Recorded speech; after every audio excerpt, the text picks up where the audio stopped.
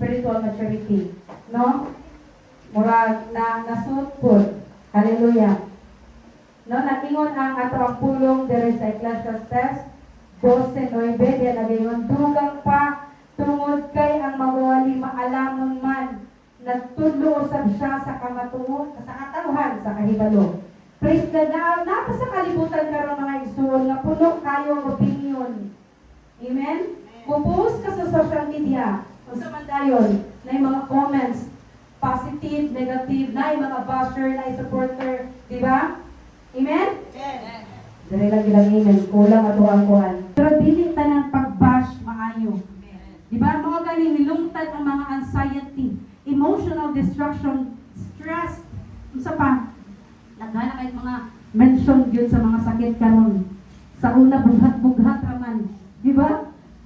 Labi na ang paghuman ng panganak karon unsa mahuman kanang say postpartum na sa una bughat pa dun na. So karon daghana. Amen? So naa pa sa panahon na puro open kayo ang imuhang opinion. Open kayo imong suggestion. Unsa may maayuhan ang mga kaigsunan? Unsa may makahatag sa tao og kaayuhan sa ingana nga bahin? No? Naay positive side, naay negative side ang mga part mga kaigsunan. Tungod sa pagka-open kaayo nato sa panahon karon because ang technology grabe na ka-high-tech. Amen? Sa una, manawag ka kung naka sa abroad, mag-telegram pa. Pila pa kapunan pag ang letter. Magbulat na lang mandain mo. Mapay magkabun sa imong love letter. Bulat ka mo. No? Karon, one click na lang. Matanaw na ni mo yung mga family. Isa na lang ka-call, basta nanay signal, makuha na ni mo, restore na ni mo, direct na. So, how amazing ang technology karon. Pero naay bad side ang technology. Okay. Unsa man. Ato na na-mention. Every time mag-scroll ka, unsay mahitabo sa imo? Sana all, naka-abroad na sila. Sana all, naka-auto na sila. Ingani nga. Ako tawag ani, naradya mo ka diri. Naradya mo ka diri. No? Tungod sa kadarabi sa social media, tungod sa technology karon, mutungkad ang pagka-anxiety sa tao. No? Unsa na dahil mga istorya?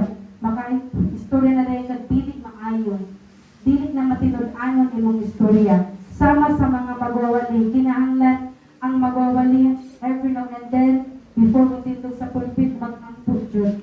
Kaya nga naman, ginapangayo nato ang protection. Ginapangayo nato ang kaalam sa tubuhin niya Dios.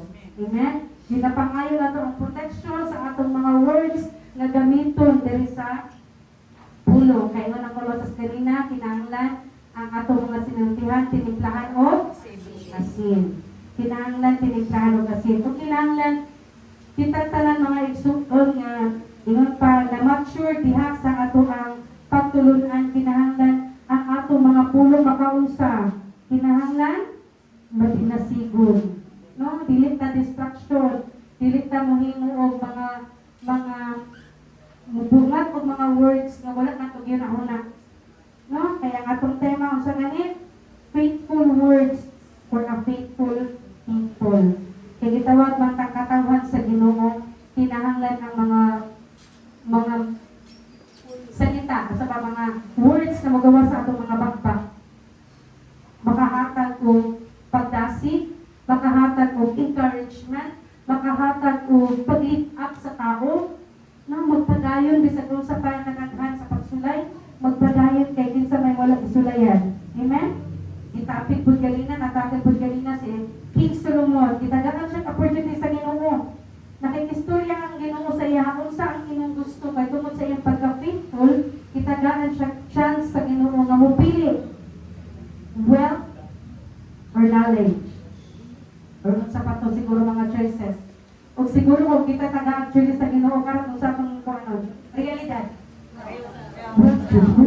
Kita ta magbuhat ko, di ba? Hindi ka manarbaho para kaupat ang kwarta. Hindi ka mag-asa pa, magmuna pa, manguhan pa, manguma pa. Diba? Ito ba ito sa wealth? O yung bundagan sa kwarta dali sa gikan sa langit, pero mo sa iyo ta. Uy, pangayat ta? Hindi yun. Pero unsa yan, pangayon ni King Solomon. Nani. Because of his knowledge, nang sa siya, dato siya. Ato palapakan at buhay na no? Nadato siya. Kaya nga naman, tungod sa iyang kahibalo, nadato siya. Tungod sa kahibalo, nagyatag sa Ginoo, gitagaan sa mga pamaagi, unsay mga solusyon ani, unsay dapat buhaton ani, unsay dapat pa mga pangbuhaton to improve result. No? Inana pulutat ang mga igsuon. Mo lang kinahanglan kita magbinantayon sa atong mga sunodian. Amen? No? Adunay mga pipila ka butang ato panahisgutan. Hallelujah. Babay na ni kay 30 minutes naman ni ato ang message. Hallelujah. No? Ang matutudlo kinahanglan unsa naa siya katungdangan nga naa siya kuan naa siya word of honor lalong kay ang Bisaya, no? Naa siya matinud-anong pag magtutudlo. Word na siya word of honor na dapat mga kaigsuonan. Dugang pa, tungod kay ang magawali, maalamon man, yung pasapulong, no? Kinahanglan magtudlo din siya. Unsa yun ang naasapulo sa atong buhay na Diyos. Dili tungagan, dili kuhaan. No? Yes, we do have own interpretation, pero pangangita o mga references kung unsa yun ang musog, anak. Kaya ang mga pulong, mga igsuod, sabtunon yun sa Espiritu. Wala'y dautan, maminaw o mga pulong, especially karon, as I mentioned nga, nata sa technology. Every scroll sa Facebook, Facebook, TikTok, o sa panang mga apps, na yung mga bagawali. Di ba? Naadyo tayo makita nga verse, pop up. Ang problema kay scroll up tayo na to. Kaya dito to ang sunod ani. No? Dapat dili mga igsuon. Mo na makahatag pud sa atong kaalam. Na mo na ginahanglan pag maminaw ka, i-filter pud nimo. Basahan yun. Kaya doon yung mga magawali nga how ka ay mo twist sa mga pulong. No? Mao na yung rules sa kaaway mga igsuon. Kinahanglan ato ng kung ano, kanang i-filter ang atong mga nadungog, dili ka ingon ta nga ay bitaw no sakto bitaw po. Tama bitaw po no? Kay tanan magawali sa pulong sa pagbuhay na Diyos, walay mo angkon nga daotan sila. Amen? Walay mo angkon nga mali ilang ginawa ni. Amen? Wala jud. It comes from their Bible. Basahon jud nila. Babasa ba yan to? Naman kay Biblia. Unang, ang pinaka-accurate yun nga Bible ka ng King James yun. Whatever version ay mabasa. Dili ka basa sa King James. Like NIV magod, okay man siya kay pinahan ay ang King James na siya mga lalong. Na pinag-usay ka na mag-istorya ta, magbasa ka na yung mga lalong kay na Bisaya, na lisod sa tukod. No? Pero i-reference, use reference kay daghan kaayo. Daghan mga reference. No? Kinahanglan mga igsuon ang magawali ng pang Malakias 2:7 kay ang mga ngapil sa mga saserdote nagatipig unta sa kahibalo o mga mangita, hallelujah, o pangitaog, sakit yun akong mata ni mga sa kwanon. Kaya akong mata isa, wala kadala. Hallelujah. Sensya lang mo kaya akong mata isa, wala kadala. Hallelujah. Malakias 2:7, basa palihod King. Ay ang mga ngabil sa saserdote Hallelujah. magatipig unta sa kahibalo o pangitaon unta nila ang kasubuan Amen. nila sa iyang baba. Amen. Kay siya mao ang sinugo ni Jehovah sa Amen. mga kanon. Praise God. Ato palakpakan na ito, buhay nga Diyos mga isunan. Kinahanglan ang magawali unsa daw, magkatipig sa iyang kahibalo. No? Ingon pa ni John Calvin, French theologian na siya, nag-ingon siya nga ang knowledge kinahanglan spread like King Solomon, ang po nangyara. Nakalimot ko lang ang verse na i-mention si King Solomon anang ang kahibalo kinahanglan ni spread. Sa pasabutan na i-share. Dahil kung nakay kahibalo sa pulong, i-share. Dugay naman ka nangalagad, isa ka verse, o pagyapon tayo na memorize. Duha ka verse, o pagyapon na memorize. No? Kung namay na memorize, maglisod pag depend. No? Kinahanglan magatubok yun sa mga igsuon. Amen? Kinahanglan daw ang knowledge i-cultivate. Para dali sakto, i-cultivate. Kinahanglan imo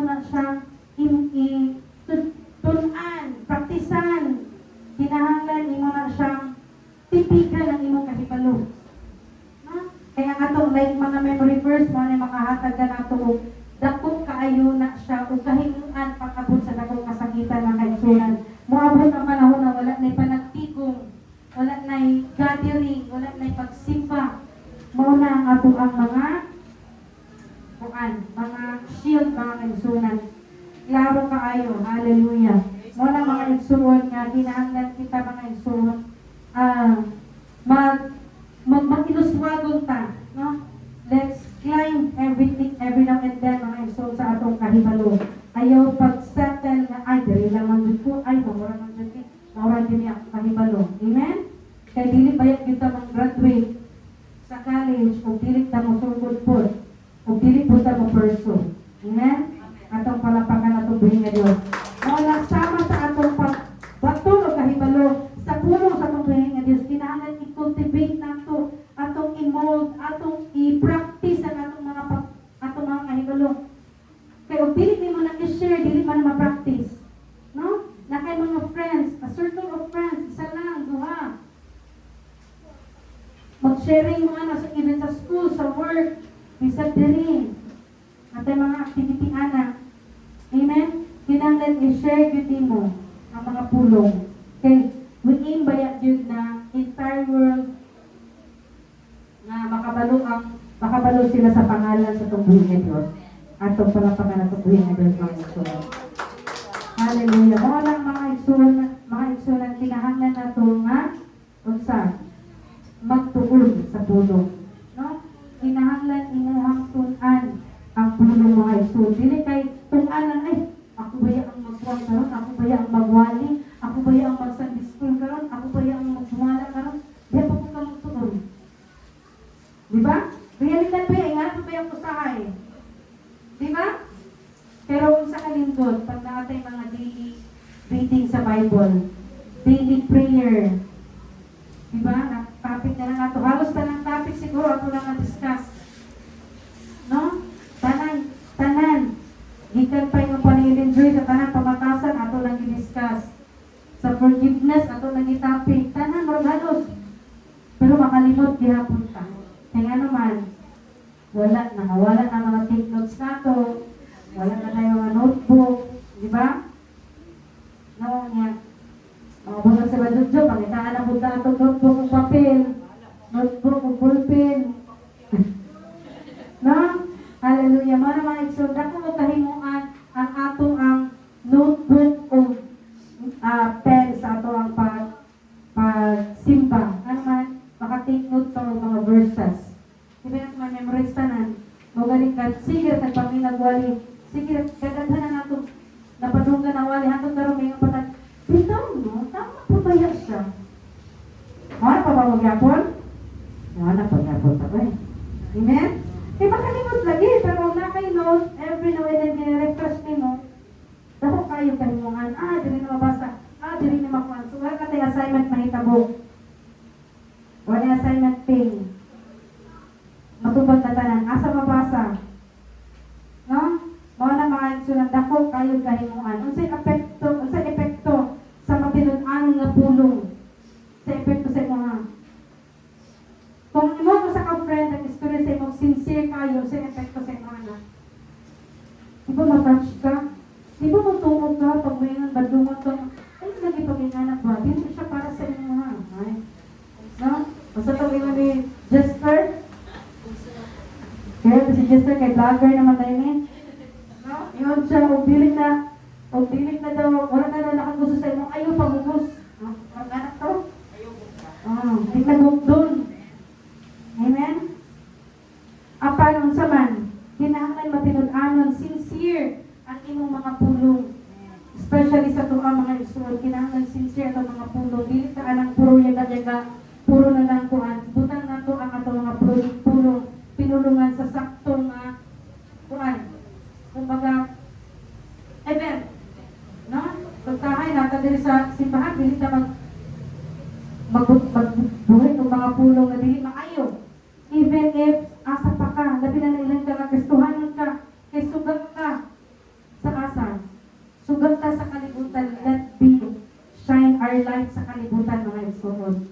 Hindi na ito pagpalungod-tungod lang sa mga words na mabuhian nato sa mga friends na dili makahatag sa ilaha o makahatag sa inspiration, dili makahatag sa ilahan kanang pagdasig, makahatag mo ka distraction sa ilahan. Kung na kay masulti na dili maayo, na kay masulti na negative against other people, ayaw na lang sulti. Inuma imong takbang mga igsoon. Amen? Labi nag-istorya ka, kato si Puan ba, kung sa man to? Gusto ba yung mga marites karon? Ito si Puan ba, kung sa man to? Yan ikaw pa, bisa wala dyan ka nakabalo sa issue. Ay, Puan lang dyan na siya. Na? Tanggalo na na nato mga igsoon. Amen? Tanggalo na nato palapakan nato buhay na Diyos. No? As much as possible, nakata sa patulungan, nakata sa balay na gitawag sa atong buhay nga Diyos, atong tulungan atong kaugalingon sa pag-control. Mga atong i-discuss kanina. Nakatay pag-bugong sa kaugalingon, self-control. No? Kung kita, bisan asa ka, magawali naman ang tanan. Amen? Kita tanan magawali. Dili kay ako lang itindog diri, ako rin magawali. Kasi Auntie lang itindog, si GR lang, sila Brad lang itindog. Sila lang magawali. Kitang tanan magawali sa pulong. Amen? Hallelujah. Ito palapakan na pagbuhi nga Diyos. No? Happy na ito ang Thanksgiving. Welcome mo tanan, Brad. Sa Thanksgiving na to, February, last Saturday. Saturday, no? Last Saturday of February 28. So Thanksgiving na to dire. Hallelujah. Invite mo ba? Invite. Okay. Isa na sa pamaagi na kita managhan. Dami sa pamati nga ano, abot ka dito. No? Dami sa pamati nga naka church fund na ta. Gamay lang to, pero dako to pala pa ka na itong bihin na ito. No? Ako hindi na-post kaya gusto ko transparent ta. I-post na ko sa grupo para kabalo mo, updated mo. E basit yung Jollibee na ako. Amen? Yan eh, may mga rin ko, may mag-iubanti. No? Ato ikuan. Maabot na panahon, may nagdangkod yung kumakaigsunan. Diri sa Tomas, kanig yun akong nakita. Dirita magtuan. Diri ang atong simbahan. Atong palapakan atong buhay na Diyos. Kabahay ko niya sa pag-arapong mga isunan.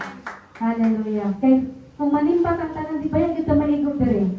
No, kulangan na ganitong bangko, nangilang na pa sa likod.